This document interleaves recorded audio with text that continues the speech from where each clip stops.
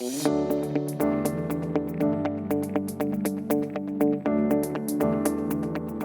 you learn about real estate syndications and the benefits of investing in them, you will also learn that these deals typically come to an end, usually at the end of a 5 to 7 year hold period. So how do these syndication investments end, and what happens then? Hi, I'm Arn Cinadello with Spark Investment Group, and I'm here to tell you about what the typical deal exit looks like and a couple of options you might expect pertaining to your capital and profit. Basically, at the end of the project life cycle, the sponsor will look to sell the property. Typically, upon sale, we'll see investors get an additional 40 to 60% of their original capital back on top of their original capital investment.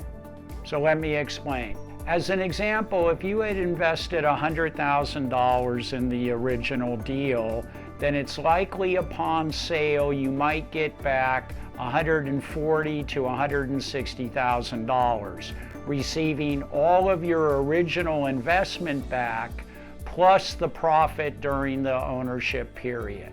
And of course, by this time you will have received several years cash flow from the investment, which are all part of your total investment returns. Cash flow during the hold period, the profit from sale, and then return of all your capital invested.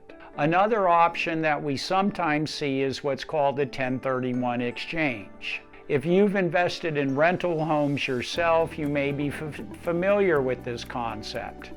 Basically, a 1031 is a way for you to defer paying capital gains by reinvesting the money into the next property. So you sell one property and you have a set amount of time to find a replacement property. The property you sold, also called the relinquished property, provides you a profit. You roll that profit directly into the new property, also known as the replacement property. And if you do that within the timelines and guidelines established by the IRS, then you get to defer capital gains taxes. The benefits can be huge by doing a 1031 exchange. Typically, when approaching a deal exit, we've seen sponsors put this to a vote. If the majority of investors agree to do a 1031 exchange, then the sponsor will pursue that option. It's not always guaranteed that you can do a 1031 exchange because it's not that easy to find a replacement property within the allowed window of time. However, when it happens, and if it's an option, then you can roll all your capital into the next deal and continue to get these cash flow distributions. Exchanges out of syndications don't occur very often, but when they do, it's a great way to defer paying taxes on the gain. Another exit option can often be found in value-add deals. In these value-add deals, the property is purchased, renovated, and upgraded, increasing rents and the value, which then allows the sponsor to refinance the property, pull cash out, and return much of that cash to the investors. The investors stay in the deal and continue to receive regular cash flow, plus the profit upon the eventual sale. It's a great way to increase both cash flow and net worth. Invest in one deal, wait a few years. Pull some of that cash out of the first deal while still maintaining ownership, and use that refinance cash to invest in another syndication deal. That's putting the compounding effect to full benefit. Now that I've presented you with the many ways one can exit a syndication investment, which appeals to you most?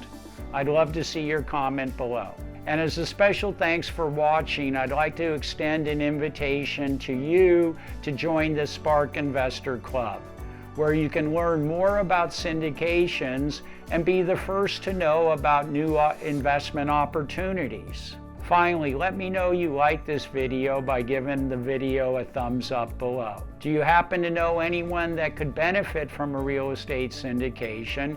Feel free to share this video with them. Oh, and make sure, please subscribe to the Spark Investment Group channel. I'm Arn Cinnadella with Spark Investment Group. Thank you for being here with me today.